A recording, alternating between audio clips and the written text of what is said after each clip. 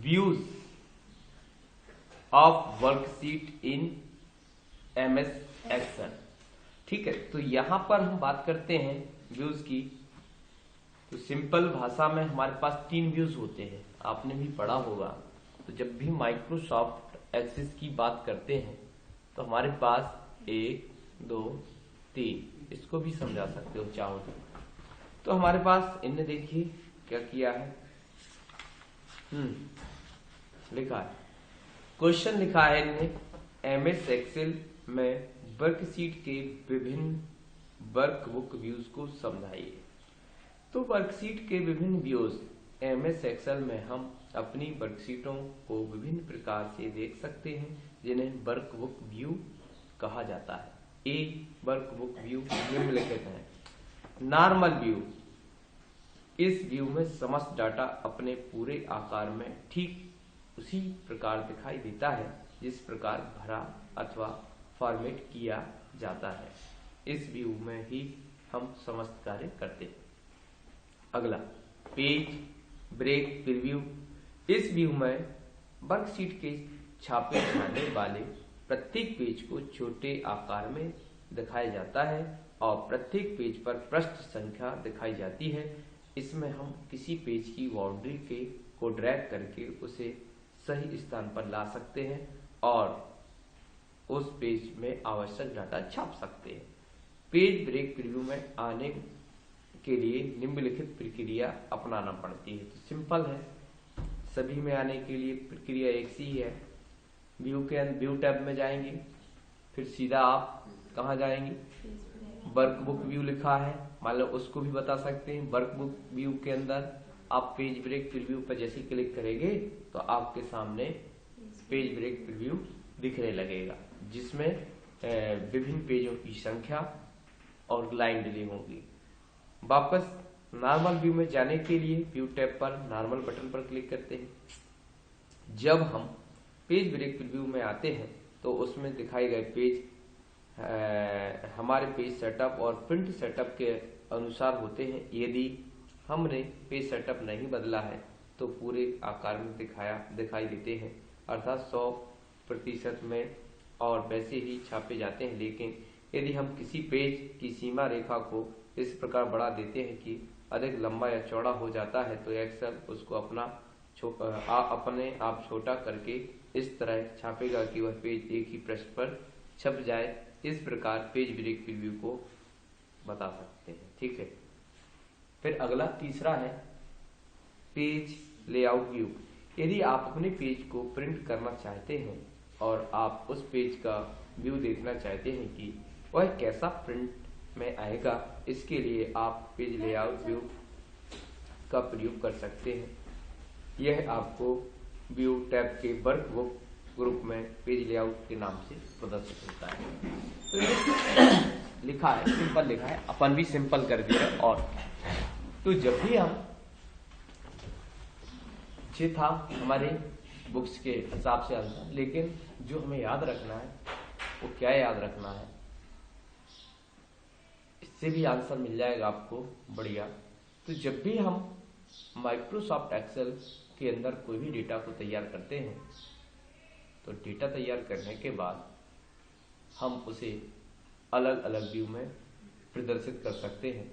प्रदर्शित करने के लिए हम निम्न स्टेप्स को फॉलो करते हैं। नंबर 1 हम डालेंगे, क्या डालेंगे, सबसे पहले व्यू टैब को चुनते हैं। जैसे ही व्यू टैब को चुनते हैं तो स्क्रीन पर व्यू टैब से संबंधित विभिन्न विकल्प प्रदर्शित हो जाते हैं। उसमें वर्कबुक व्यू में दिए गए 4 व्यू जो होते हैं तुम्हारे सामने, उनमें से पहला डालेंगे। ये डाल सकते हो, क्या डालोगे, ए नॉर्मल व्यू। क्या होता है, जब भी हम कोई भी काम करते हैं तो बाय डिफॉल्ट जो एक्सेल में व्यू होता है वो नॉर्मल व्यू ही होता है, क्योंकि ज्यादातर कार्य हम इसी व्यू में करते हैं।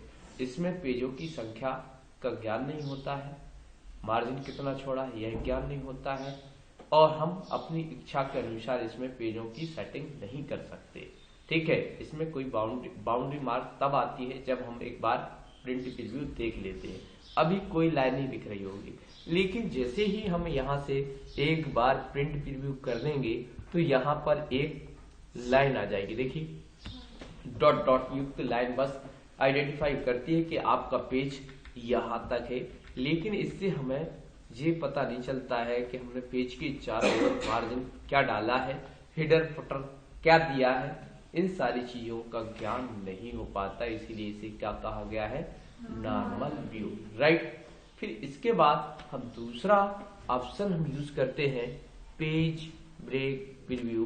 तो जैसे ही हम पेज ब्रेक प्रीव्यू पर क्लिक करते हैं तो जितनी वर्कशीट के अंदर जो भी डेटा लिखा है उसके अलावा बाकी स्पेस को ब्लैक या ग्रे डार्क कलर में कर देता है। उसमें कोई लाइन कोई डेटा दिखाई नहीं देता है, अर्थात जहां तक हमने मैटर लिखा है उस पेज को दिखाने का कार्य करता है। यदि हमने उसके बाद लिखना चालू करेंगे तो पेज वहां तक बढ़ जाएगा। देखिए, तो इसमें हमें जितना भी मैटर हम लिखते हैं उस हिसाब से जो पेज सेटिंग होती है, क्या होती है, पेज सेटिंग के हिसाब से पेजों की संख्या दिखाने का कार्य करता है, जो क्रमशः 1 2 3 हो सकती है। ठीक है। यदि हम इसके पेज की साइज को बदल देते हैं तो पेज ऑटोमेटिक पेजों की संख्या बढ़ जाएगी। देखिए, अब हमारे पास पेज हमने छोटे छोटे कर दिए तो पेजों की संख्या बढ़ गई, लेकिन हम चाहते हैं कि कुछ पेज के अंदर, जैसे अभी हमारे पास कितने पेज बन रहे हैं, 4 पेज बन रहे हैं, हम इन पेजों की संख्या कम करना चाहते हैं। तो बीच में से जो blue dark line, horizontal vertical, 2 प्रकार की लाइनें होती हैं। जब भी पेजों की संख्या ज्यादा हो जाएगी तो वर्टिकल हॉरिजॉन्टल दोनों लाइनें दिखने लगेंगी, तो उनकी मदद से हम पेजों के आकार को सूक्ष्म कर सकते हैं या मैटर को एडजस्ट कर सकते हैं। मान लो ये लाइन में एक पेज खत्म करना है तो कर दिया ना। कितने पेज हो गए, 8 पेज हो गए। अब मान लो हमें इस पेज को भी यहां से यहां तक खत्म करना है तो देखिए कितने पेज हो गए, हुआ।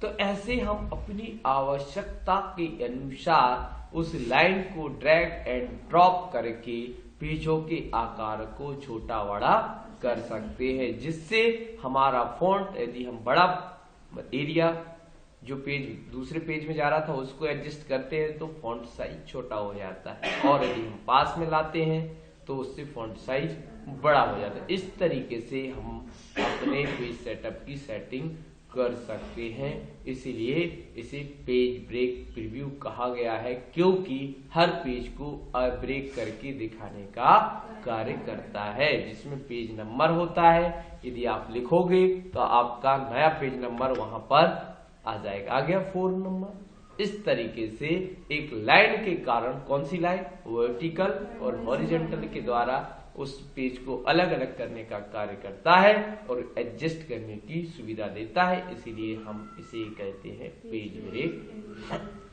अगले राउंड में चलते हैं। जब भी हम तीसरे राउंड की बात करते हैं पेज लेआउट, तो पेज लेआउट उसके नाम से ही स्पष्ट है कि माइक्रोसॉफ्ट एक्सेल के अंदर जे एक ऐसा व्यू है जो पेज की वास्तविक स्थिति का ज्ञान कराता है कि इसके हेडर फुटर में क्या डाला है, ये नहीं डाला है, या मार्जिन आपने कितना छोड़ा है।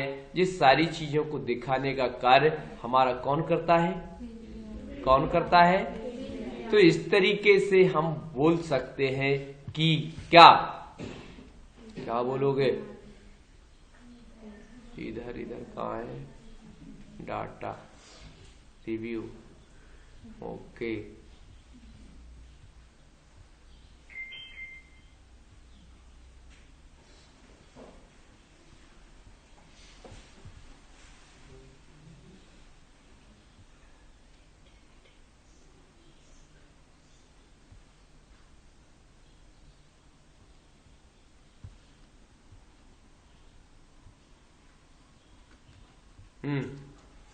यहां से थोड़ा सा हमने बढ़ाया। देखिए तो यहां पर आपको सारी चीजें दिखाने का कार्य किया जा रहा है। देखो दिख रहा है ना, पूरा पेज दिख रहा है। यहाँ पर देखिए अच्छे से, यहाँ पर आप हेडर फुटर ऊपर जो मार्जिन सेट किया है दिख रहा है ना। तो इस मार्जिन को भी हम यहीं देख सकते हैं कि वास्तव में जो पेज हम बनाने वाले हैं उसमें जो डेटा प्रिंट होगा वो कैसा प्रिंट होगा। छापने से पहले, प्रिंट निकालने से पहले आप उसकी वास्तविक स्थिति का ज्ञान यहाँ प्राप्त कर सकते हो और यहाँ से भी आप एडजस्ट कर सकते हो। तो ये वास्तव में लेफ्ट राइट टॉप बॉटम का मार्जिन और हेडर फुटर की भी सेटिंग हम यहाँ से देख सकते हैं। इसीलिए इसे क्या बोल दिया गया, पेज लेआउट। जैसा हम चाहते वैसा आपको दिखाने वाला। देखो हमने मार्जिन यहाँ से कम कर दिया तो क्या हुआ, आ गया ना, यहाँ पर खाली होगा क्योंकि वहां ब्रेक लगा होगा। तो इस तरीके से हम क्या कर सकते हैं, पेज के अंदर जो मार्जिन हम छोड़ते हैं उसको भी निर्धारित करके यहीं से देख सकते हैं। इसीलिए इसे कहा गया है पेज लेआउट व्यू, क्योंकि इसमें जो पेज का लेआउट होता है संपूर्ण लेआउट स्क्रीन पर दिखाया जाता है। इसमें हेडर फुटर कहाँ होगा और लेफ्ट राइट टॉप बॉटम का मार्जिन क्या होगा, सारी चीजों की जानकारी आपको एक साथ प्रदर्शित करता है। इस कारण से इसे हम पेज लेआउट व्यू के नाम से जानते हैं। क्लियर। अगले राउंड में चलते हैं।